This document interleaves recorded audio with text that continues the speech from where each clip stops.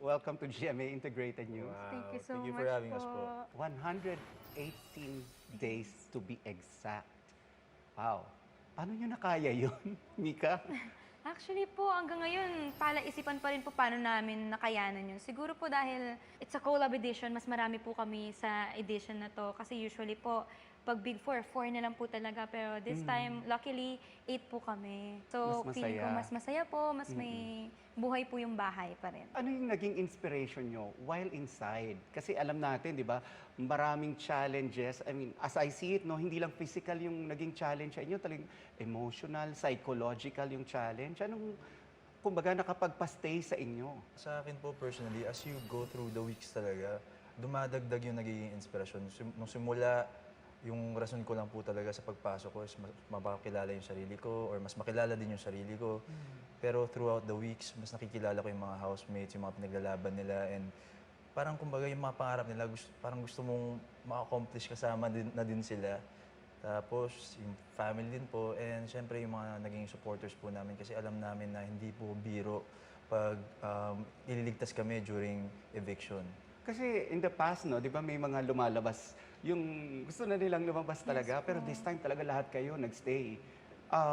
How is it inside? Kwentuhan niyo ako. Kasi nakikita lang naman namin ito. Siyempre, di ba, kung ano yung nakikita sa camera. Meron ba kayong ma-share na yung mga outtakes na, kumbaga, yung hindi Marami-rami. namin Marami-rami. napapanood? Sobrang dami po. Para, may mga times po kasi sa loob ng bahay na wala po kaming task. So, may mga time po na napag-uusapan na po lahat namin yung buhay ng isa't isa po talaga, ganyan. And yes po, may time po talaga na nasa isip ko na pong lumabas. Pero syempre po, araw-araw ka din po kasi kailangan humanap ng reason mo para magstay din po sa loob ng bahay talaga.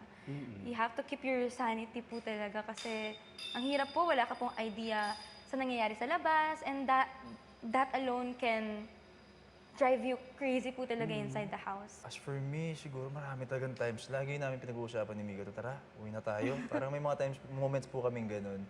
Pero yun nga, dahil nga sa dami ng pinaglalaban namin, hindi na lang pansarili. Parang we don't wanna be selfish also na ang daming pangarap, nangangarap na makapasok sa PBB. Tas we don't wanna waste that opportunity na dahil lang napanghihinaan kami ng loob.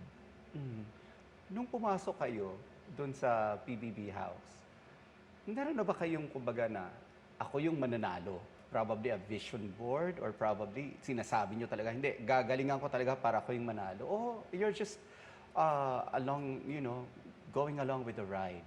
Ako po, since pangarap po siya simula bata, no, kung dati po tatanungin ako, oo. Pero ngayon po kasi, yung edition po na to, nung pagpasok ko po, wala po talaga sa isip ko. Like, hindi ko po, alam ko pong walang pag-asa bago po pumasok. At ang goal ko lang po talaga kasi is pakilala po yung sarili ko and mapakita po talaga ko sino ako. Kaya hindi ko po in-expect na andito po kami ngayon na big winner po. Para, sinabi mo rin niya kanina, no, para makilala niyo yung sarili. Ano yung nalaman niyo or natuklasan niyo sa sarili ninyo sa pagpasok niyo, sa pagiging housemate ninyo? Sa akin, yung pakikipagkapwa po talaga. Yun po talaga, before pa pumasok, yun yung tingin kong nahihirapan talaga ako kasi sobrang introvert po ako. Nasanay po talaga ako mag-isa. I've been living alone for 11 years. So, having to live with 16 people in the same house, sabi ko, kakayanin ko ba to? Pero surprisingly, umabot po ako ng 4 na buwan na wala akong nakaaway talaga masyado. Take us back to that moment. Ano yung feeling na nung unang-unang beses kayong pumasok? Siyempre, I mean, some of yung housemates, dun yung palang first time makikilala eh, di ba? And you don't know what's going to happen. Noong una po, ang nasa isip ko talaga, grabe ang dami namin mabubuhay sa isang bahay, paano ako makakasurvive? Yun po talaga nasa isip ko. Tapos sobrang dami pong ilaw. Hindi ko po alam paano mahasanay sa dami ng ilaw po, even sa pagtulog. Yun po talaga, pinaka nasa isip ko po nung paano ako magsisimulang kausapin or buksan yung sarili ko sa lahat ng taong nandito sa loob ng bahay. Ikaw, Bren. Yun nga po, as I've mentioned earlier, yung nga po, pagiging introvert ko, tingin ko sobrang mag-struggle talaga ako doon. So parang I made sure to make the extra effort na kausapin talaga kahit nahihirapan ako. Yun yung goal ko na at least man lang makapag-open up ako sa kanila ng paunti-unti. So double time ka kasi Opo, si Mika kailangan hindi naman sila, introvert ito eh. oo. May time po. Pero may time po nung simula po, pareho po talaga kami Ano ko, tahimik. ambivert ano, yung pagdalawa, Opo. yung pag ano. Pero ikaw talagang true and true, introvert Yes ka po, talaga. opo. Kaya Ang hirap. wala, hirap talaga. Sabi ko nga, yung PBB parang sinabi na rin po siya sa akin na hindi talaga siya pang introvert kasi kailangan ma-gets ka agad ng mga tao eh. Kung wala kang pinapakita, paano ka nila maintindihan? Kaya it was really a struggle po, lalo na in the beginning. Anong na-discover mo sa sarili mo? Kung paano po talaga kontrolin yung emotions po sa loob ng bahay. Kasi po sa loob ng bahay ni Kuya, wala ka pong ibang pwedeng gawin or wala ka pong distraction na pwedeng gamitin para takbuhan yung mga emotions mo. So, doon po talaga, makikilala mo po talaga yung sarili mo. Like kung paano po ikaw pag malungkot. I'm highly sensitive person po talaga. Opo, totoo. Kasi sa labas, sa pamilya ko po, sa mga kaibigan ko, kailangan ako po lagi yung malakas. Malakas po, strong personality. Pero kaya mo po pala maging sensitive at the same time, strong yung personality mo. So, yun po yung na-discover. Natawa ka, Brent, nung sinabi niya na gano'n. Bakit? Kasi may time po talaga, nung first time namin maging duos, everyday po talaga, Sir Nelson, walang palya, iyak talaga siya. So doon ko nasabi na yung malalim siyang makaramdam. Kaya yung pagiging sensitive niya, I think para sa kanya, Deeply mali. feeling Oo, person. pero tingin ko yun yung talagang isa sa rason kung bakit tumagal kami ng ganun. How did you take care of each other para, para hindi tayo yung, kumbaga, of course, aside from this is a reality show, this is also a competition. So, paano ninyo naprotektahan yung isa't isa? Sa amin po, hindi po naging mahirap protektahan yung isa't isa sa amin kasi parang, sa totoo po, nung una po, ang sabi nga po namin, para kaming tumitingin sa salamin. Kasi parang kilala na po namin yung isa't isa kasi nakaka-relate po kami sa isa't isa. So, in that way po, feeling ko, naging madali pong protektahan yung isa't isa sa amin. Meron ba kayong naging conversation na parang probably secret conversation na ito yung game plan natin, ganito yung gagawin natin? Siguro kung may naging game plan man po kami, kasi all throughout, paikot-ikot po kami na nagiging duos eh. So lagi lang namin sinasabi sa isa't isa, alagaan mo yung duo ko. Sinasabihan po namin yung naging, kuwari, si Mika, may time po na may nakaduo ko, na ikaw bahala dyan sa duo ko. Kasi end goal po talaga namin doon, kami yung Kami maging gusto namin final maging duo final po duo. talaga. Talaga. And finally, no? Yun Kayo yung naging final duo at kayo pa yung naging grand winner. Were you expecting that? Kasi parang nung tinawag yung Chares, no? Parang napatayo kayo eh. Bakit ganun yung naging reaction niyo? Naging ganun po yung reaction namin kasi kami po talaga para sa amin po ang big winner. Lagi po tinatanong yun kahit ni Tito Boy, ng mga guests, sinong big winner namin. Lagi po naming sagot, Chares or Rawi. Pero feeling ko, in that situation... So you were expecting na sila yung mananalo that night? Yes po, parang nung moment po na yon, parang kahit sino pong tawagin, Rawi or Chares, magugulat po kami. Kasi silang dalawa po, kaming lahat po, feeling namin deserve talaga yung spot ng big winner. Oo, kasi kung titingnan natin yung reaction mo niyan, parang hindi ka Hindi po makapaniwala. talaga kami makapaniwala. Kasi from a duo po na ready na po mag-surrender ng spot to someone na kaya pang mag-second or big winner. Kaya po sobrang nakakagulat po for us. Bakit sa tingin nyo, Chares, yung winners para sa inyo? Personally din po kasi malapit po talaga sa amin sila Esnir and Charlie. Nakita po namin yung dedication nila sa buong journey nila sa loob ng bahay. Kaya honestly, lahat naman po nakikitaan po talaga ng big winner potential. Pero yung sa Charis din, siguro may factor din yung relationship namin with them. Kaya yun, sobrang naapektuhan po kami nung mas una sila nang natawag. Kayo, sa tingin nyo, anong meron sa inyo kung bakit kayo ang hinirang na grand winner ng first ever PBB Celebrity Collab Edition? Just hearing about it na, yun nga, we are the big winners. Till now, parang fever dream po, parang I still can't believe it. Pero I think yung kung may naging game plan man talaga kami ni Mika, yung maging totoo talaga, like kung ano yung nararamdaman namin, kahit magmukha kaming mahina, yun nga po, marami din na Nagsasabi nakala nung ginigive up namin yung spot namin sa Shukula na we're weak just because we're willing to surrender what we have.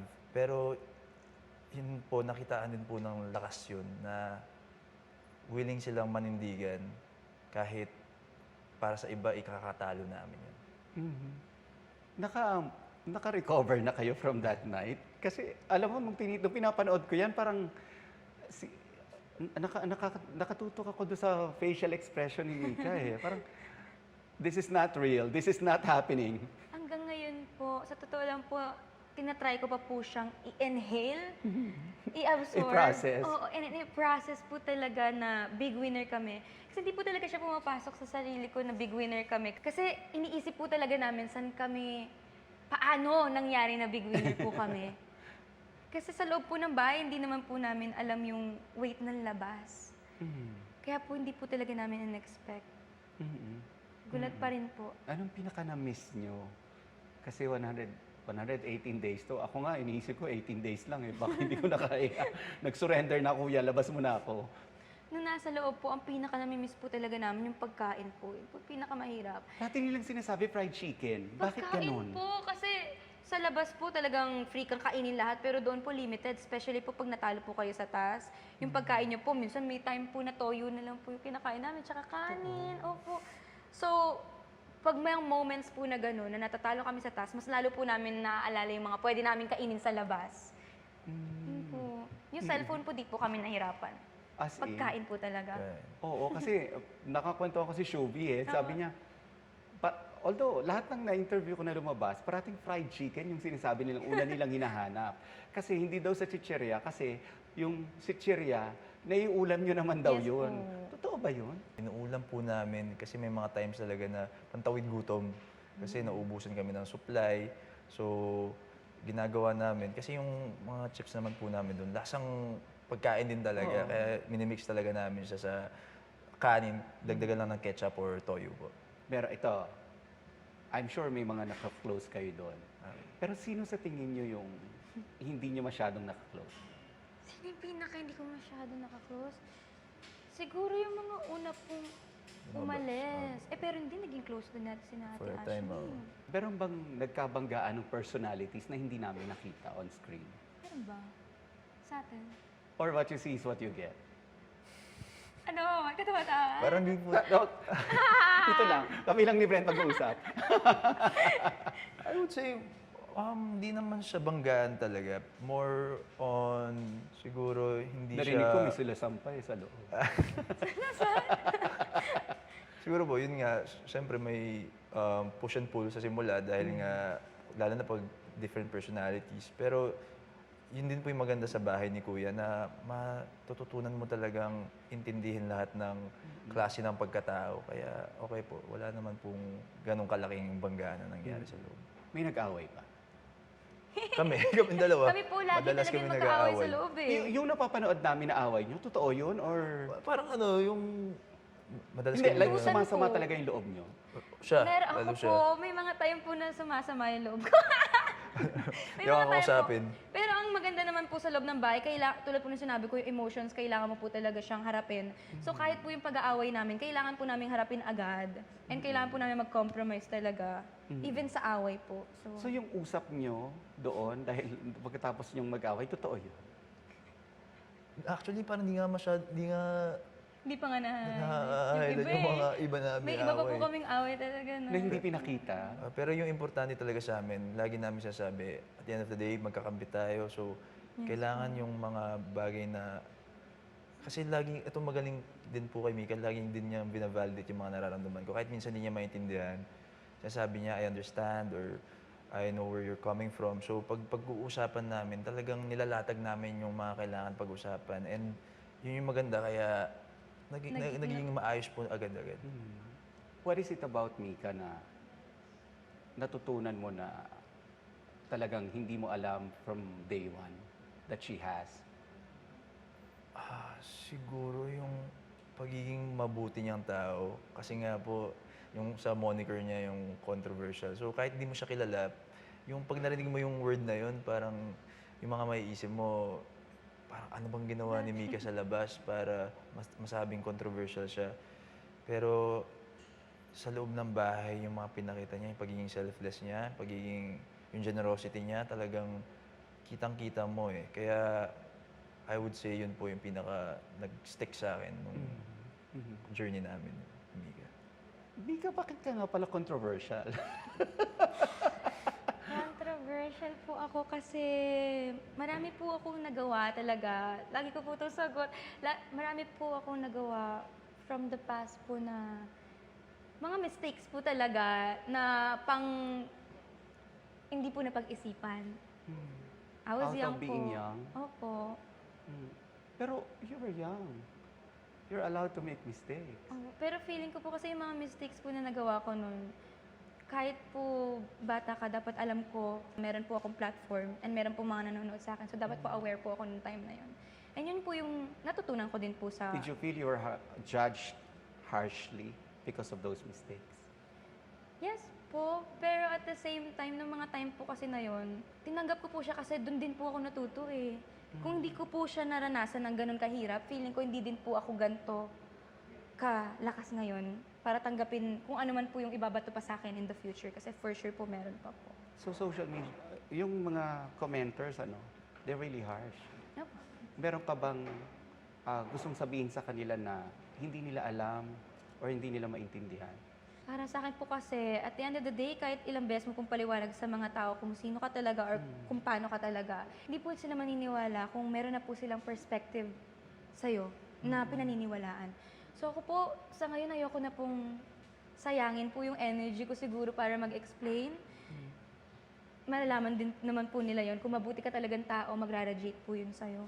But Hindi this mo po was a good kailangan platform, pilitin. itong PBB, Yes for po. people to understand and to know who you are. Yes po. Sa tingin mo na kilala ka nila. Well, ikaw naging grand winner, so a lot of people love you now. Actually po, sobrang ganda po ng platform na to kasi dito po sa platform na to, yung mga tinanong ko po na sumali din po dito, ang sinabi talaga nila magpakatotoo.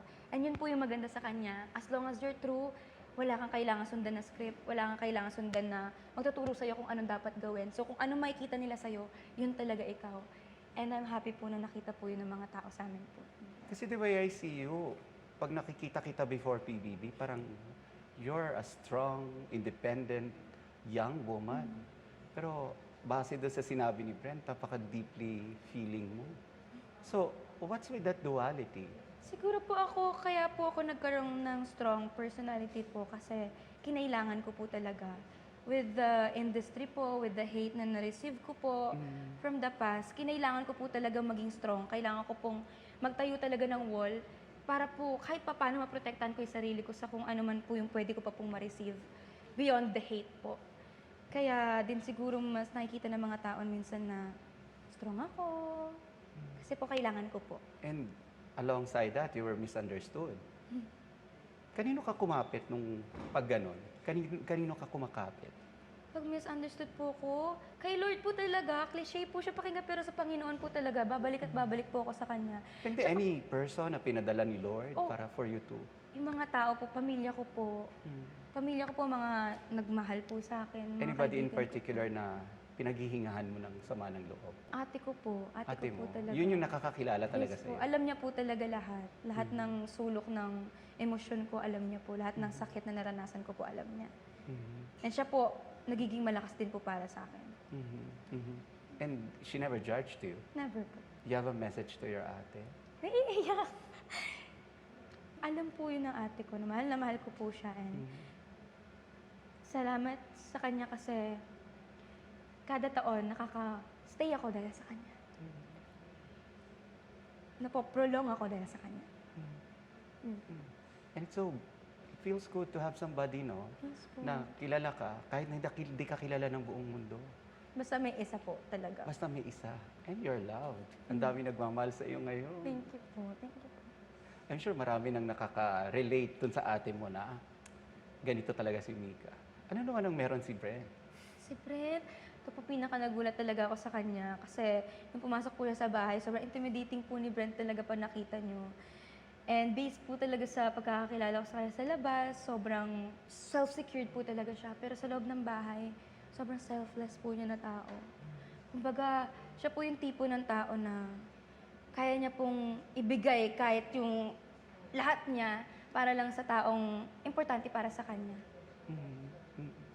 Kaya niya po mag-sacrifice. Ikaw, Sobrang meron ka bang selfless. kinatigan na tao or probably, na habang nandun ka? Because I guess that's one of the most challenging days for you eh. For ilagay mo ba naman ang isang introvert sa loob ng bahay ni Kuya eh. Siguro po besides po sa family ko, yung lagi kong iniisip talaga, I'm doing this for my younger self. Ang dami kasing beses talaga nung bata ako na ang daming times na misunderstood talaga ako na Bakit ka misunderstood? kasi nga po dahil tahimik ako, saka yung the way I present myself, sobrang, tulad nga po sabi ni Mika, sobrang self-secured. So, na-take siya as pagkayabang or mataas yung tingin sa sarili. And ako rin po kasing klase ng tao na never ko rin pinagtanggol yung sarili ko sa labas nung mga times na na-experience ko yun.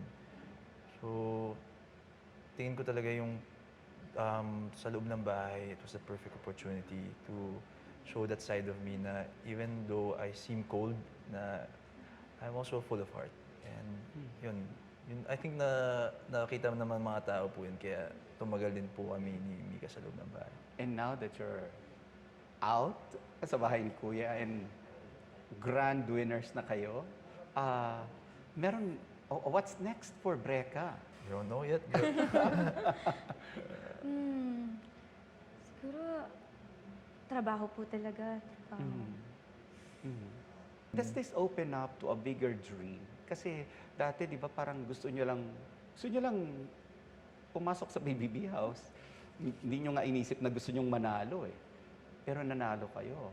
So I guess this opens up a bigger door for the both of you in terms of dreaming for something bigger. Ako po personally, gusto ko po talagang i-pursue yung music. Kasi sabi ko po, doon ako nagsimula, yun yung gusto ko po talaga maging endgame na career po talaga. Music po. So yun po yung iti-take ko po na path. Friend? Ako, hopefully this time po mas mabigyan ng oras yung pag-arte. Kasi before po, may mga ilan po ako nagawa pero hindi ko siguro masyado naging focus. Pero this time around, I really wanna focus on that and really delve into acting po. Pero kapuso and kapamilya. So, parang ano ba, sa bagay, no? Mas madali na ngayon ang kasi collab ang mga collabs eh. Opo. Pero mas konti yung chance na magkakasama kayo. Paano na? Ako po, as long as he's doing okay po sa career niya, tsaka sa ginagawa niya sa buhay niya, mag-cheer po ako para... Naging close talaga kayo. Best friends po kami sa loob ng sa bahay. loob talaga. Kami po talaga Hindi, yung... even after. Opo, Opo, ngayon. ngayon. Nakita nyo yung commonality nyo eh. Abo. Both of you are misunderstood. And, di ba, parang mas mapoprotektahan ko yung sarili ko if somebody understands me. Di ba? Naman po. You know, in closing, I'd like to ask, baka may message kayo dun sa first day self nyo. First day self, wow. Dun sa bahay ni Kuya. Ikaw muna? Ikaw muna, Brett. First day self. Stay strong. They're gonna understand you eventually. It may be hard, but as long as you truly know your heart, it's gonna matter to you, but most importantly, it's gonna matter to everyone. Man po. Stay still. At magiging mahirap yung journey na papasukan mo. Marami kang pagdadaanan. Pero at least, makikilala mo yung best friend mo sa loob at lalabas kayo ng masaya at tinatanggap kayo ng tao. Oh. Anong gagawin niyo pala doon sa 1 million? Donate po. Duyan ni Maria. Yung Donate foundation po talaga namin namin. sa... So, ibibigay niyo talaga yun? Buo? Siya buo. Okay, save kayo pa. Buo? Hindi ka man lang bibili ng bag? Ay, hindi. Reward. Pagtatrabahuan ko na lang po yan. Well, congratulations. Thank you so much Still. po. Thank you very much.